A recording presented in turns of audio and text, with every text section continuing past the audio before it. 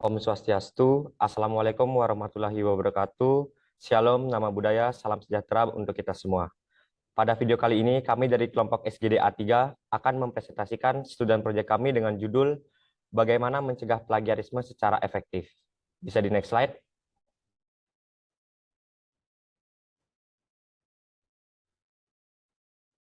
Berikut merupakan anggota dari kelompok SGD A3. Bisa di next slide. Yang pertama adalah latar belakang yang akan dipaparkan oleh Saudari Cok Pratiwi. Untuk tempat dan waktu dipersilakan.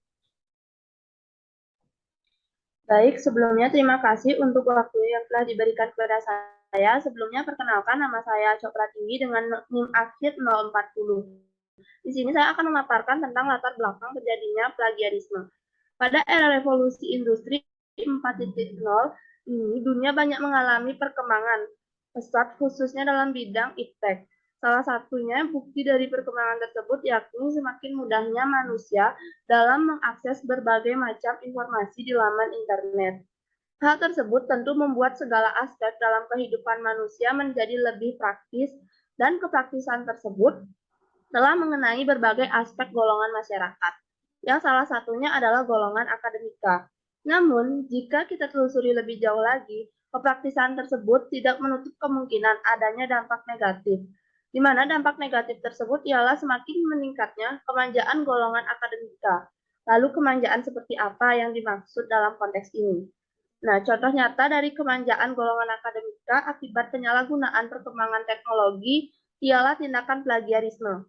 Secara sederhana, plagiarisme merupakan tindakan menyalin sebuah karya mau berupa hasil pemikiran orang lain yang dimuat dalam bentuk tulisan tanpa mencantumkan sumber aslinya. Dengan demikian, tulisan tersebut bukanlah hasil penelitian atau opini pribadi, melainkan hasil dari copy-paste. Sekian yang dapat saya sampaikan, selanjutnya akan dilanjutkan oleh rekan saya, yaitu Liana Arya.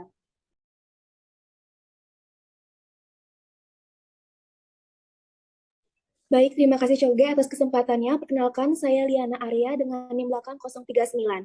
Saya izin menambahkan penjelasan dari Coge. Tindakan plagiarisme seperti itu sudah marak terjadi di golongan akademika, khususnya mahasiswa dan dosen pengajar. Inilah yang semakin membuktikan bahwa kemajuan teknologi saat ini tidak hanya berdampak positif, tetapi juga berdampak negatif. Dari segi mahasiswa, tindakan plagiarisme kerap ditemukan dalam pembuatan tugas kuliah. Kurangnya minat, kompetensi, dan tenggat waktu yang singkat dalam pekerjaan tugas kerap kali mendorong mahasiswa untuk melakukan tindakan plagiarisme ini. Hal ini tentu memiliki dampak yang sangat buruk untuk mahasiswa, mengingat tugas yang diberikan bertujuan untuk meningkatkan kompetensi, pemahaman, dan keterampilan mahasiswa, sehingga dapat dikatakan bahwa tujuan dari tugas tersebut tidak sampai kepada mahasiswa. Sedangkan jika melihat dari sisi dosen akademik, kasus plagiarisme pernah dilakukan oleh salah satu dosen di sebuah universitas terkenal. Dosen tersebut melakukan self-plagiarism pada karyanya karena beliau telah mempublikasikan satu karyanya pada 3 penerbit yang berbeda, sehingga hal tersebut berakibat pada pembatalan pemberian gelar dokter kepada dosen tersebut. Kejadian tersebut telah membuktikan bahwa pemahaman mengenai tindakan plagiarisme masih tergolong rendah dan kasus plagiarisme di Indonesia masih tergolong tinggi. Maka dari itu perlu dilakukannya sosialisasi dan diterapkannya tindakan tegas untuk mencegah dan menanggulangi tindakan plagiarisme. Jika tindakan sosialisasi, pencegahan, dan penanggulangan tidak dilakukan secara langsung, maka hal tersebut akan berdampak secara terus-menerus dan mengurangi kreativitas dan pola pikir kritis golongan akademika dalam menghasilkan suatu karya.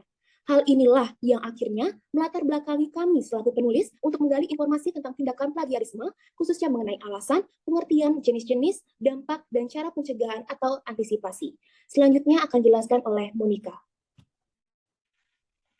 Terima kasih. Perkenalkan saya Putri Monica. Di sini saya akan menyampaikan mengenai rumusan masalah, tujuan penulisan, dan juga manfaat penulisan. Jadi rumusan masalah yang pertama yaitu mengapa tindakan plagiarisme dapat terjadi. Yang kedua, bagaimana dampak dari tindakan plagiarisme suatu karya. Yang ketiga, bagaimana cara mengantisipasi terjadinya plagiarisme. Dan yang keempat, bagaimana cara menulis sebuah karya tanpa melibatkan tindakan plagiarisme. Adapun tujuan penulisannya yaitu yang pertama untuk mengetahui apa itu tindakan plagiarisme. Yang kedua, untuk mengetahui dampak dari tindakan plagiarisme. Yang ketiga, untuk mengetahui cara mengantisipasi terjadinya plagiarisme. Dan yang keempat, untuk mengetahui cara menulis suatu karya tanpa tindakan plagiarisme. Adapun manfaat penulisan, ada manfaat teoritis dan juga manfaat praktis. Manfaat teoritisnya itu dapat meningkatkan pengetahuan bagi pembaca agar dapat melakukan tindakan pencegahan untuk diri sendiri dan orang lain di sekitarnya agar tidak melakukan tindakan plagiarisme. Adapun manfaat praktisnya yaitu ada bagi penulis, bagi pembaca, dan juga bagi masyarakat. Nantinya bagi penulis dapat dijadikan pengertian plagiarisme, pencegahan, dan dampaknya dipahami. Kemudian bagi pembaca nantinya dapat menjadi referensi dan bagi masyarakat nantinya dapat diimplementasikan. Sekian, dilanjutkan oleh Gung Desi. Baik, terima kasih atas kesempatannya Monica. Sebelumnya perkenalkan, saya Gundesi dengan NIM akhir 046. Adapun materi selanjutnya yaitu tinjauan pustaka. Kami akan mulai dengan alasan terjadinya tindakan plagiarisme. Adapun pengertian plagiarisme. Plagiarisme memiliki akar kata plagiarius yang berarti membajak ataupun merampok. Melainkan, plagiator memiliki definisi sebagai seseorang yang melaksanakan plagiarisme. Menurut Permendiknas nomor 17 tahun 2010 pada pasal 1 ayat 1, plagiat diartikan sebagai perbuatan yang secara sengaja atau maupun tidak sengaja untuk mendapatkan kredit karya ilmiah, baik menjiplak sebagian ataupun secara keseluruhan karya dari penulis lain tanpa mencantumkan dan melaporkan sumber dengan jelas dan tepat. Tentunya tindakan plagiarisme termasuk juga ke dalam pelanggaran hak cipta karena mengambil karya dari pihak lain tanpa izin dari yang memegang hak cipta tersebut. Tindakan plagiarisme ini akan dijatuhi hukuman dengan pemberian sanksi pidana sesuai dengan peraturan yang berlaku. Adapun salah satu peraturan yang dimuat dalam undang-undang yaitu Undang-Undang Nomor 28 Tahun 2014 Pasal 44 Ayat 1 huruf A tentang hak cipta. Baik, sekian yang dapat saya sampaikan. Selanjutnya akan dibawakan oleh teman saya, Nanda.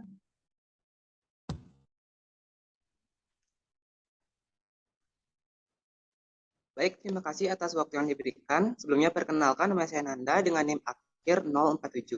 Di sini saya akan menjelaskan mengenai jenis plagiarisme. Jenis plagiarisme dibedakan menjadi 3, yaitu berdasarkan motivasi, cara melakukan, dan self-plagiarisme. Dari segi motivasi, ada intentional plagiarisme atau plagiarisme yang dilakukan dengan sengaja.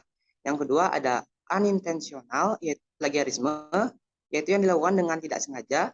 Dan yang ketiga ada inadvertent, yaitu plagiarisme yang dilakukan karena adanya kelalaian atau tidak pahaman penulis mengenai aturan citasi. Kemudian yang kedua, berdasarkan cara melakukannya. Yang pertama ada page writing. Page writing adalah menyalin teks tanpa menyebutkan sumbernya, baik itu telah mengganti sinonimnya ataupun memparafrasenya. Yang kedua, inappropriate paraphrasing. Sama seperti dengan page writing, tetapi di sini penulis tidak mencantumkan kaidah pengutipan. Yang ketiga, summaries, yaitu penulis sudah menggunakan bahasanya sendiri atau merangkum, tetapi di sini penulis tidak mencantumkan citasi. Yang ketiga, self-plagiarism. Yang pertama ada text recycling. Text recycling ini penulis telah mengupload suatu jurnal, kemudian ia menggunakan jurnal tersebut kembali dengan tidak mencantumkan citasinya. Yang kedua ada redundant and duplicate. Di sini penulis mengupload satu jurnal yang sama, tetapi di tempat yang berbeda. Yang ketiga ada salami slicing. Di sini penulis membagi jurnal menjadi beberapa bagian, kemudian diupload ke tempat yang berbeda-beda. Sekian dari saya, akan dilanjutkan oleh teman saya, Jason. Baik, terima kasih atas waktu dan kesempatannya. Presentasi akan saya lanjutkan. Perkenalkan, nama saya Jason Pratama dengan NIM akhir 054. Di sini saya akan menjelaskan alasan terjadinya plagiarisme. Nah, sejatinya plagiarisme adalah tindakan mencuri ide dalam berbagai bentuk karena refleksi pribadi. Tindakan menjiplak pemikiran orang lain tanpa mencantumkan sumbernya berdampak negatif bagi perkembangan ilmu pengetahuan. Ada beberapa faktor yang mempengaruhi seseorang untuk melakukan tindakan plagiarisme, yaitu terdiri dari 2 faktor, yaitu faktor eksternal, yaitu faktor yang berasal dari luar, dan faktor internal, yaitu faktor yang berasal dari keinginan atau dorongan dalam diri. Ada beberapa alasan yang mungkin menyebabkan terjadinya tindakan plagiarisme, yaitu kurangnya pengetahuan terkait aturan mengutip dan referensi, kurangnya motivasi untuk lebih berprestasi, rasa malas dalam mengerjakan suatu tugas, kebiasaan seseorang melakukan plagiarisme, budaya dosen dalam mengajar yang kurang menarik dan sulit untuk dipahami, sehingga mereka kesusahan untuk mengerjakan tugas dan ujian yang diberikan oleh dosen, orientasi nilai, akses informasi yang sangat mudah, minimnya pengawasan oleh otoritas yang berwenang atas publikasi, minimnya pengetahuan tentang plagiarisme, dikejar deadline atau batas waktu pengumpulan tugas, kurangnya kepercayaan diri dan keterampilan pribadi, tekanan waktu, dan kurangnya kesadaran non-plagiarisme tanpa menyertakan sumber. Nah, hal-hal inilah yang nantinya akan menyebabkan tindakan plagiarisme, yang mana plagiarisme dipilih karena dianggap efektif dan efisien. Baik, selanjutnya akan dijelaskan oleh rekan saya, Farogani. Baik, perkenalkan nama saya Farogani Alamsyah dengan NIM akhir 042. Dampak plagiarisme untuk pelaku. Sang pelaku akan menjadi orang yang tidak percaya diri akan hasil usahanya, tidak pernah merasa puas akan hasil karyanya sendiri, dan berkecenderungan untuk mencuri dan meniru karya orang lain akan menjadi hal yang biasa bagi pelaku. Hal ini yang membuat sang plagiator akan terjumus menjadi orang yang tidak takut hukum, khususnya hukum orisinilitas dalam sebuah karya. Sebagian besar karya ilmiah belum dilindungi Undang-Undang Hak Atas Kekayaan Intelektual atau HAKI, maka plagiarisme digolongkan sebagai kejahatan akademik yang termasuk sebagai pelanggaran etika dan sulit untuk dipidanakan. Lalu untuk pemilik, sebuah karya yang dipublikasikan akan mendapatkan penghargaan atas pencapaian pembuat akan menjadi salah satu sasaran bukannya ke pemilik aslinya, tetapi kepada sang plagiator. Fungsi dari sebuah karya untuk memberikan pengetahuan kepada masyarakat sekaligus untuk mendapatkan kritik, saran untuk meningkatkan kualitas karya. Namun dengan adanya plagiarisme menyebabkan semua evaluasi tersebut akan menjadi pemilik plagiator. Terima kasih, akan dilanjutkan oleh teman saya. Baik, perkenalkan nama saya Mila Novita dengan NIM akhir 044 akan melanjutkan presentasi. Saya akan mempresentasikan tentang dampak tindakan plagiarisme untuk institusi. Suatu institusi umumnya akan melakukan publikasi ilmiah, sebab publikasi ilmiah ini merupakan salah satu bahan pertimbangan dalam menentukan akreditasi institusi tersebut, di mana esensi publikasi ilmiah akan melukiskan kinerja pengajaran dan lulusan institusi pendidikan. Dalam bursa kerja, riwayat lulusan institusi inilah yang menjadi salah satu bahan pertimbangan. Selanjutnya, institusi dengan akreditasi yang lebih unggul akan lebih diminati oleh para pelajar. Maraknya tindakan plagiarisme di kalangan mahasiswa akan memberikan dampak yang serius khususnya bagi institusi yang menaunginya, di mana integritas akademik institusi tersebut akan menurun. Selanjutnya, penurunan ini akan mempengaruhi dan memberikan dampak buruk bagi seluruh mahasiswa dalam institusi termasuk mahasiswa yang tidak melakukan plagiarisme. Selain itu, adanya tindakan plagiarisme akan mengakibatkan kredibilitas institusi plagiator menurun. Penurunan ini akan memunculkan stigma negatif dan menurunnya pandangan masyarakat terhadap lulusan atau sumber daya manusia dari institusi tersebut. Kemungkinan dampak terburuk dari plagiarisme adalah menurunnya akreditasi institusi itu sendiri. Apabila plagiarisme ini dilakukan berkepanjangan tanpa adanya kesadaran tersendiri, pemilahan dari pihak kampus ataupun sanksi bagi plagiator, maka plagiarisme akan tetap dilakukan dan berkembang di institusi yang kemudian akan mempengaruhi nilai akreditasi selanjutnya. Kasus tentang penurunan akreditasi institusi akibat plagiarisme pernah terjadi di Universitas Negeri Jakarta di Jawa Timur pada tahun 2017 yang dapat dilihat secara langsung pada gambar. Baik, sekian presentasi dari saya, akan dilanjutkan oleh Sandeva. Baik, terima kasih Mila. Perkenalkan, saya Putu Sandeva Pramayana dengan NIM akhir 041. Di sini saya akan bawakan tentang cara mengantisipasi tindakan plagiarisme, yaitu bagian mengantisipasi tindakan plagiarisme dari pemilik karya atau diri sendiri. Plagiarisme paling mudah apabila kita cegah dari diri sendiri. Pemahaman bahwa plagiarisme adalah tindakan mencuri karya ilmiah orang lain merupakan dasar dari penulisan karya ilmiah. Untuk menulis suatu karya ilmiah, tentu kita harus memperhatikan referensi yang kita gunakan. Tabel, kalimat, kata, bahkan gambar yang kita gunakan harus menggunakan prosedur yang baik dan benar. Berikut adalah beberapa cara yang dapat kita gunakan untuk mengantisipasi plagiarisme dari pemilik karya atau diri sendiri. Yang pertama adalah parafrase atau paraphrase. Parafrase adalah tindakan pengungkapan kembali kalimat dengan mengubah diksinya, namun tidak mengubah makna dari suatu kalimat tersebut. Dengan melakukan parafrase, maka didapatkanlah tindakan plagiarisme yang dapat diminimalisir. Yang kedua adalah sitasi. Sitasi atau kutipan adalah pengambil alihan suatu kata maupun kalimat dari karya ilmiah orang lain untuk mendukung opini dari kita. Dan yang ketiga adalah cek plagiarisme. Mengecek plagiarisme sebelum kita publikasikan dapat kita mulai bahkan saat kita masih membuat draft dari suatu karya ilmiah. Plagiarisme ini dapat dicek melalui web-web gratis yang terdapat di internet dan itu diharapkan dapat minimalisir tindakan plagiarisme. Di Fakultas Kedokteran Universitas Udayana sendiri ada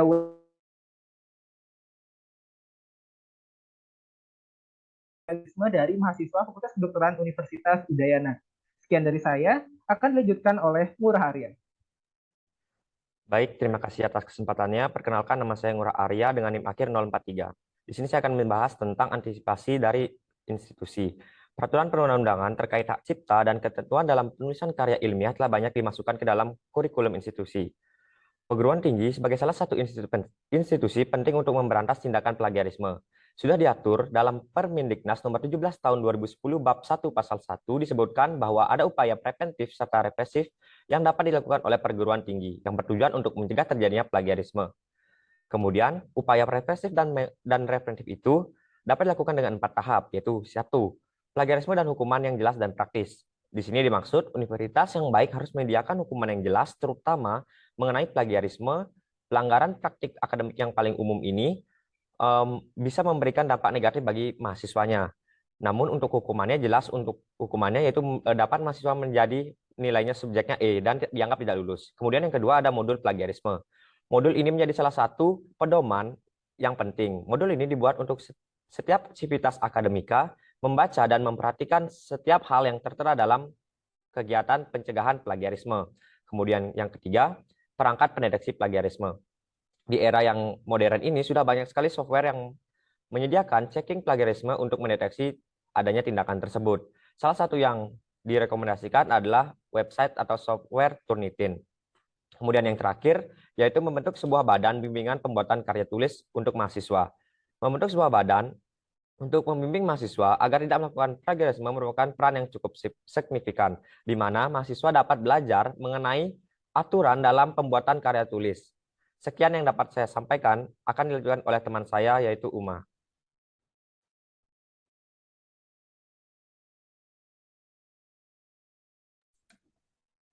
Baik, sebelumnya perkenalkan nama saya Uma Vinayaka dengan NIM akhir 050. Di sini saya akan menjelaskan tentang kriteria karya tanpa plagiarisme.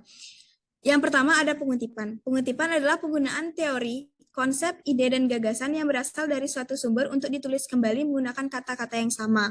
Pengutipan dibagi menjadi dua, ada pengutipan langsung dan pengutipan tidak langsung. Pengutipan langsung adalah kutipan yang menggunakan kata-kata asli tanpa adanya pengubahan. Sedangkan pengutipan tidak langsung adalah kutipan yang dibuat menggunakan kata-kata penulis namun masih sesuai dengan pokok-pokok pikiran yang ada. Yang selanjutnya ada parafrase.